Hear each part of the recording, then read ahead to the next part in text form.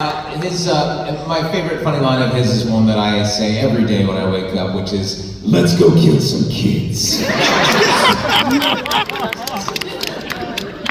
I remember thinking, let's just make this as unhinged as possible. Yeah. And that is what we did. Yeah. So good. And I do like that. I also like the scene when, Megami is you guys have just had this fight, Megami has a finger, and he's gonna give it to you, you're like, should I eat it? And he's like, no, absolutely not. And then he just Eats the finger. My bad. Love that. I also thought that line, "Good night, Satoru Gojo. Let us meet again in the new world." That's my favorite funny part. I laughed so hard. I cried. God, thank God we have some comic relief. Otherwise, this stuff gets serious. Guys, I miss when the show was funny. Remember when you just had baseball episodes? Man. Yeah, now the entire series is basically Ray Chase trying to kill me.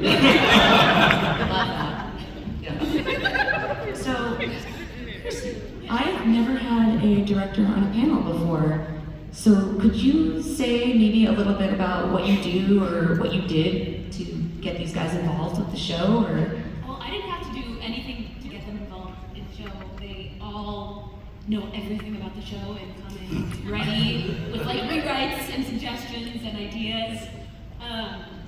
And so it's really easy with a cast like this because they know exactly what they're doing. Gosh, the only thing I feel in a show like this, I'm really just kind of guiding the process, and they're doing the work and doing it beautifully. Yeah, I feel like I annoy you every time I come in. Oh, did you read the newest chapter? Oh my God! This happened and then this happened. Every session, it's like, okay, so what happens next? Oh yeah, I would be spoiling something big to tell you a story about something that happened in a session, but something significant happened the day that I was going in for a session, and I was like, have you seen this? And you were like, no, what? And then I told you what happened, and you were like, that's impossible. I'm like, nothing is impossible in Jujutsu Kaisen. it is not. All of your dreams can come true.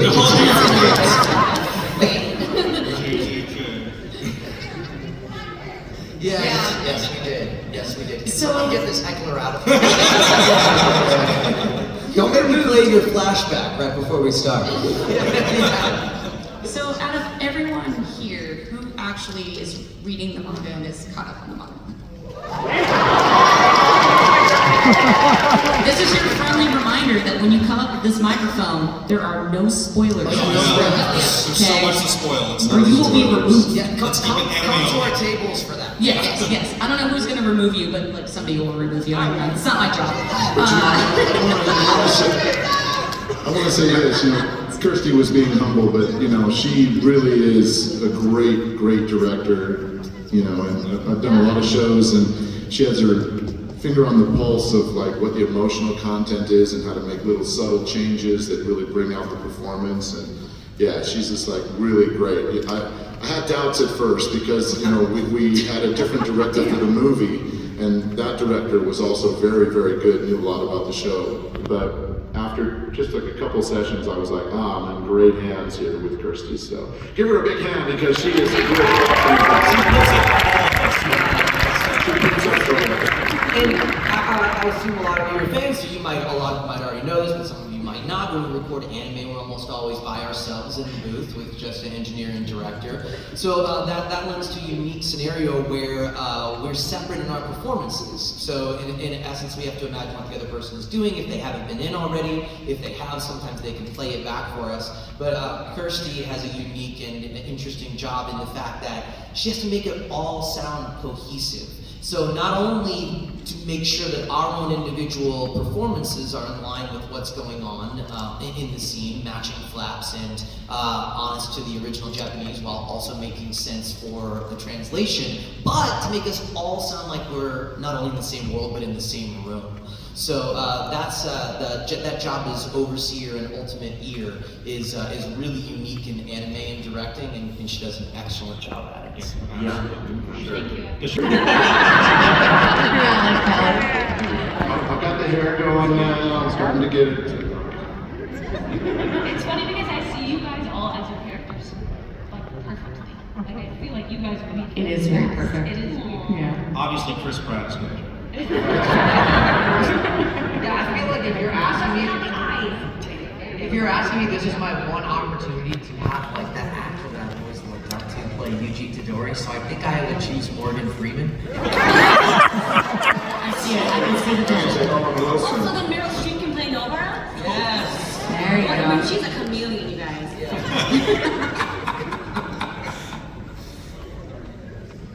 Anyone else? No. Anyone else? You don't have to answer. Wait. Let me pitch you this. Okay? Owen Wilson and Vince Vaughn as Gojo and Eiji. Come on. I know in my heart and soul it's not you. You know, I see what you guys got going on around here. I'm just really feeling your first energy right now.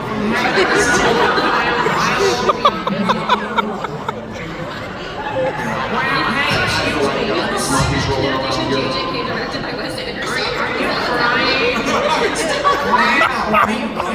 Sukino, could you please kill me right now?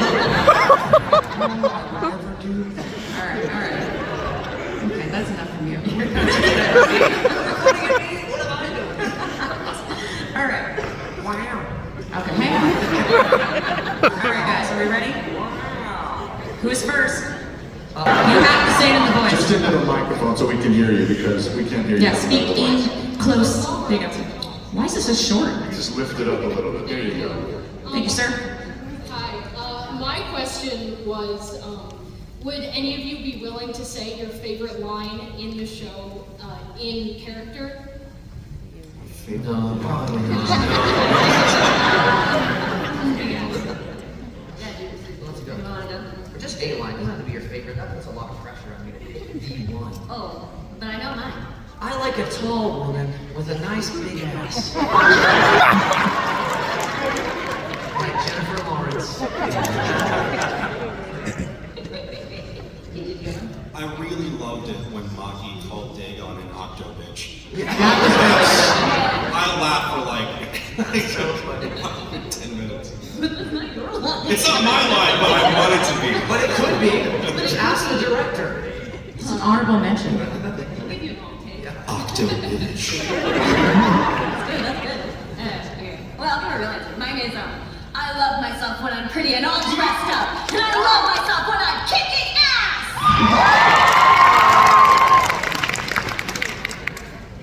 I just couldn't wear a heartfelt smile living in this world. Oh my god.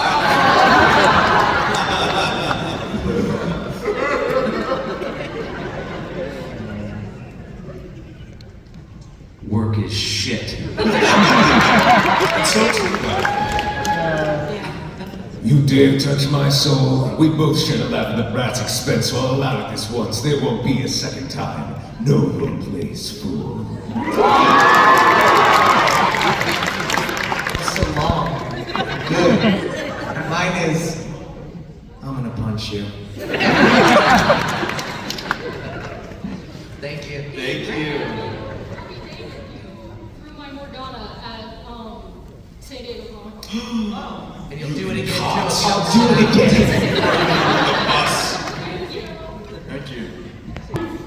I have the same question, but except, what's your favorite lines in not this show, in other shows that you've done? Just favorite line in media? Yeah, in that show. Yes, in the other shows.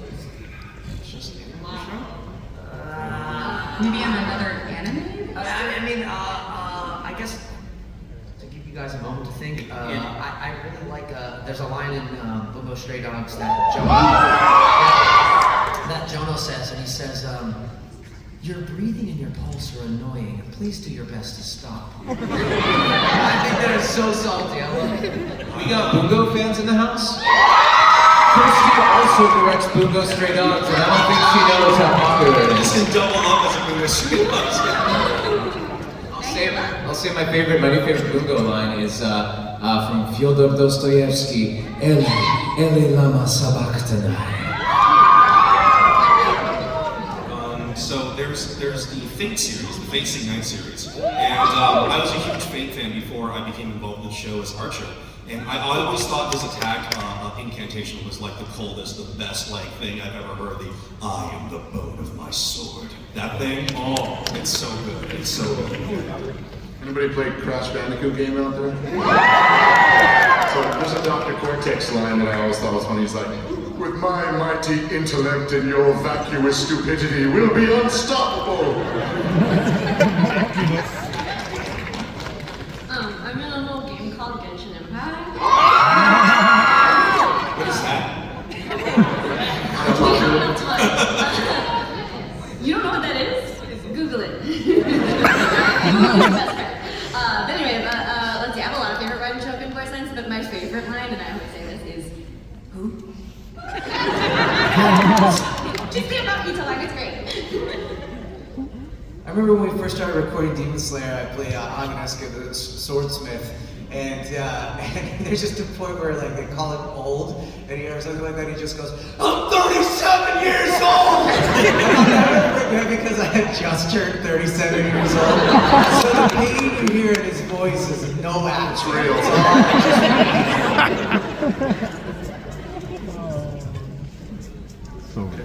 Good job, guys. How many of you? I think also that concludes our what is your favorite portion of the Q&As. I hope everyone's doing good today. Yeah.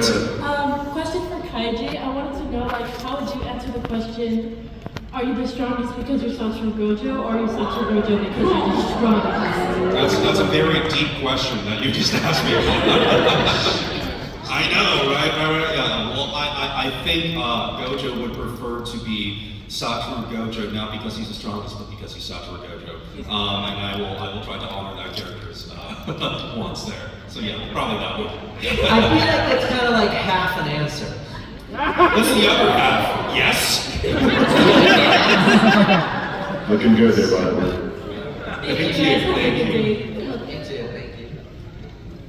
My job wasn't coming until 3 months. Alright, my question is, with your philosophy on Jujutsu and monkeys, do you feel that your character is right in terms of eliminating all monkeys to create a better world?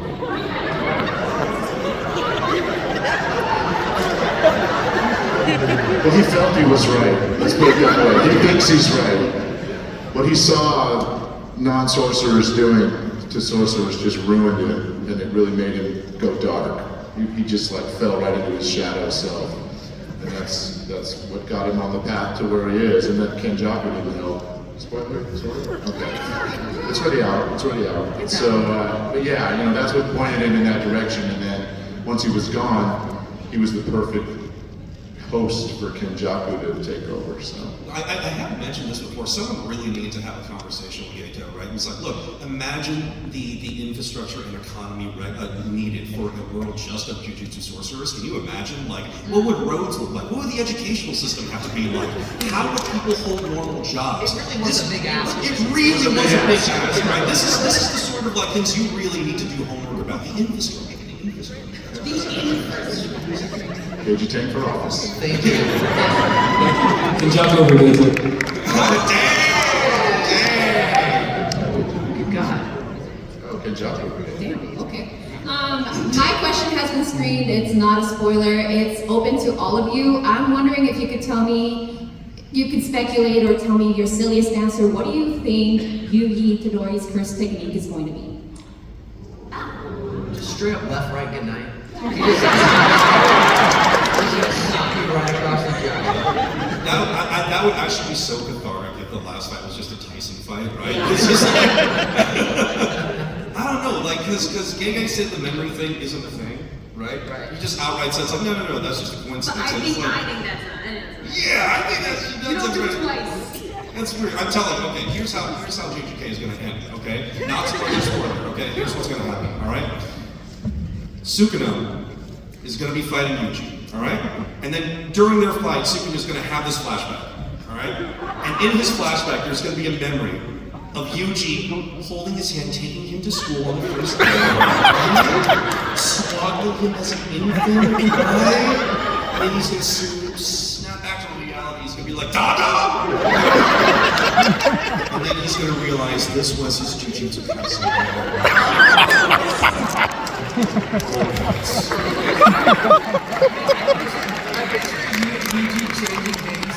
And then, like, you know how, like, when you're changing a baby's diaper, you, like, grab their feet, hang on, like, your... Yeah! It was all, like, it's all, like, placed in the fingers. Four of his arms. You're like, I'm gonna get you. It's gonna be so cute if that's a kid. What was the question? Thank you. I don't know if any of you will wanna answer to this, but what do we think Yuji Tadori's first technique is gonna be? I don't think I can top that. It might be asking stupid questions. What do you mean they're stupid questions? Yeah. He's gonna open up a KFC somewhere, I think. Everyone's crying outside of chicken shops. All those fingers are fingers. Fingers. Makes sense. Makes sense. Good.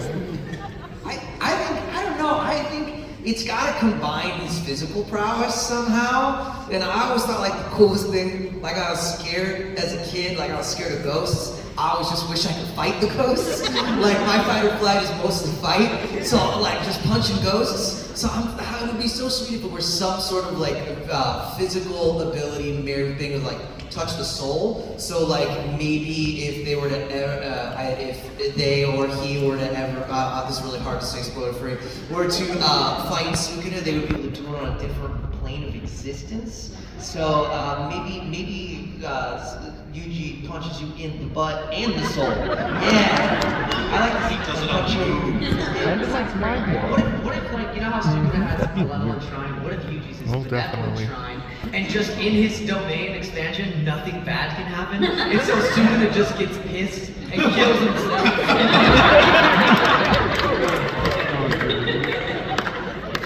That would be awesome. Thank you. So just, how's your name, David? Fantastic. Wonderfully interesting. So if you have to choose any character, you can't be your own, or you can't be Gojo. I see y'all. Which character would you rather be? Nanami. You're real with that. Nanami. 100%. 1000%. Nanami. Maki. I think Toto has a happy ending. I love you, Toto. He's got a great life. Do you say he's got a great bod? He does. He does. He works out, man. Maybe Sukuna or Panda. Yeah. If I can do, you know, a little bit of, what is it, parkour, then yeah. Yeah. Parkour Panda. That's all. You're just overlooking the OG. I want to be Yuta, boy. Let's go. Yeah, but before I knew what JJK was about, I got sold on the show by seeing that clip of Panda parkouring on the roof. Yeah, I was like, I don't care what the show's about. There is a panda and he's parkouring. Historically, my answer to this question has been Toto because I love all the Yuji Toto stuff. But since Ray picked Toto, I think I would pick Mahito so that I can punch myself in the face. Yeah. Thank you for the question. Thank you. Wait, Kirsty, do you have an answer to the question? Who would I be? Yeah. Oh. I'd be one of, I guess I'd be one of the girls. I'd probably be Nova. Yeah. You know, you're the director, you could just make yourself Nora. You can literally be one of the I have heard me in the show before. Ooh, where have you voiced? I was a Halloween goer in the beginning of this season. Yeah. I had a couple lines. Do you remember what you said? I said something like, oh my god, like when is hell coming? She'll be near my table if anyone wants to know. That's so cool. Hi, I was wondering if any of you share personality traits with any of the characters that you voice in the show. Yes. Maybe a little bit. They do. So I voiced a human earthworm. I think I share a lot of things with that guy. I won't go into that.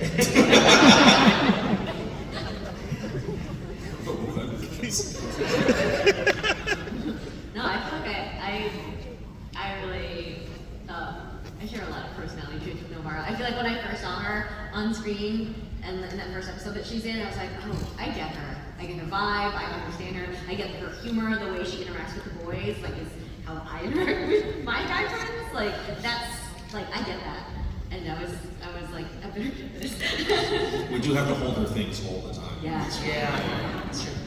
Yeah, whenever she tweets at me, it's an insult. I mean, like 50% of the time. It's a love salt. Yeah. That's my love language. Insults.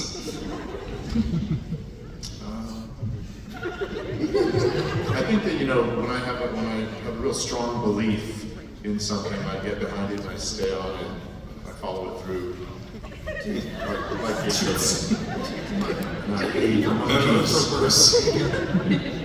yeah, to my own demise. In many ways, I'm much like Sukuna. I live inside Adam MacArthur. He doesn't know this. When he sleeps, enter his body, have a little shrine in there. We made a pact, but you forgot it. Forgot what? Yeah. Okay. Next question. Next question. Kind of a silly question, and it's directed at Keiji. Would Gojo like Coke milk, and what would his reaction be to drink? First of all, of course. It's like, okay, for those of you who don't know, congratulations, but you're about to have to know this. So, okay, Coke milk is basically you just take Coca-Cola, and you take whole milk and half and half, right? So, I know. Come on. All right. So here's the thing. It's a completely acceptable beverage. It's not great, it's not poor, it's just mid, right? However, I just have to let you know the Cadillac of soda milk drinks, okay? You take Pepsi and you take chocolate milk and you have it, it tastes like a fudge bar. Do yourself a favor, do it when you get home, tag me on social media, okay? So, yes, I think Gojo would do it for the TikTok, you know what I mean? Gojo's the kind of guy who would walk into Starbucks and order a Coke. That's all I'm saying. Thank you. So this is gonna be more to Robbie regarding Megami's character, because it seems like you caught up with the manga. No spoilers. Careful. Keep it. What are you gonna do? I'm just wondering because like Megami has been.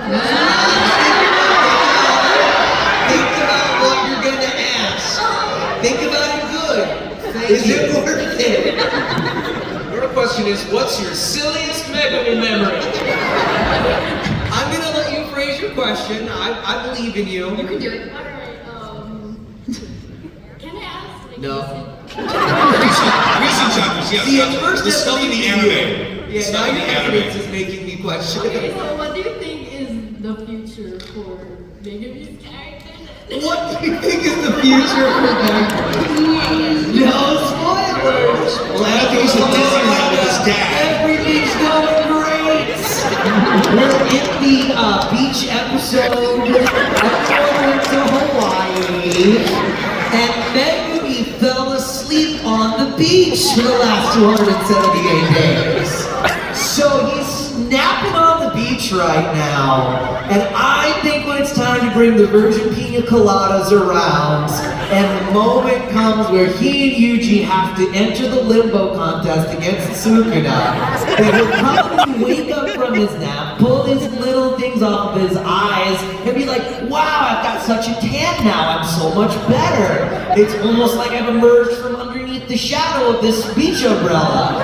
And then they'll go into the ocean and all dance a dance and surf one big longboard together, and the show will end, and it will be great.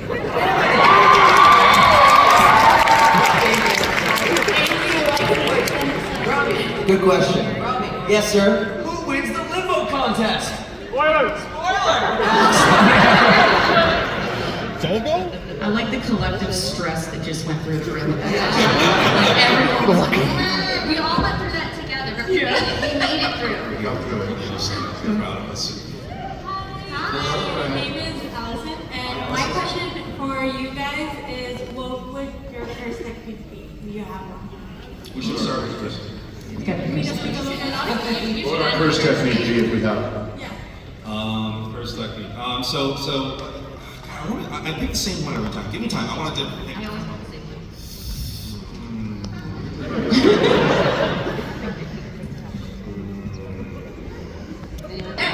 All right. So someone asked before, like, how do we gravitate toward our characters? And Megan is such a grump, and I don't feel like I'm much of a grump. I wish I could be grumpier. It would be easier. But I honestly, like, I kind of have this thing where I kind of want everybody to just be happy and chill. So I think I would have like a reversed curse technique, but instead of healing people physically, I would love to heal, and I know this sounds really weird, it would be like a curse technique like ultra therapist. And I would love to just be able to be like, whoosh, whoosh, and just fix everyone's anxiety. I feel like the biggest curse in the world right now for humanity, and on anybody who's lucky enough to be living a normal, a healthy, happy life, is anxiety. And I wish I could just shoot my little reverse curse technique arrow at everyone and just make them chill the F out and be happy. So I would guess, even though in like video games I always play the FPS or the tank, I guess I'd be a healer. I hope that would be my curse technique. How about that? Okay. Dogs out my fingers! Yeah! And if you rippled off my finger hot dogs, you would feel better. Yeah! I made it weird now! Alright, I got one. Okay, I want to make the same pun throughout the fight that I'm in. My curse technique would just be like a dad joke, right? Like when I'm at my table and I dry your signature, I always turn to my wife and I'm like, I'm giving them some fan service. Right? But here's the thing, she has to hear that 30 times a day. You understand? You understand how devastating that is to hear the same... Yeah, look, I'm trying to be nice, right? It's like, but imagine hearing that like 50, 60 times throughout a fight, and it just becoming more and more powerful every time. That's my curse technique. At the end, you'll be begging for death. Not as cool as hot dog fingers. It's close, it's close. Okay, my curse technique, is because I do this to my husband all the time, is I just forget stuff that we've talked about like 5 minutes after we talked about it. It's like immediately forgetting everything we just talked about and then you having to re-explain it to me. Think about how much like psychic energy you are draining every time you have to do that. Yeah. Okay, so your ability is to literally like they explain their technique to you and you're like, okay. Wait, what are you doing? And then they do it and then it doesn't work and they're like, what do you mean? And you're like, oh, I'm so sorry. Sorry, well, what did you do again? See? That'd be great, actually. Do your fingers also turn into hot dogs? Wait, what? I think mine would be two-sided. It would be maximum rock and roll lead guitar technique. So in the middle of a fight, I would just like break out a guitar and soothe or like repel whoever I was fighting. And then other would be supreme nap technique. So anywhere, anytime I could take a nap. Okay. I want that. Yeah, that's a good one. I live in a place that has a lot of trees that have a lot of leaves, and right now the biggest problem in my life is raking, so I want my reverse curse technique to be rake. I mean, that's a great business. You just Yeah, I think my curse technique would be devastatingly handsome head of hair.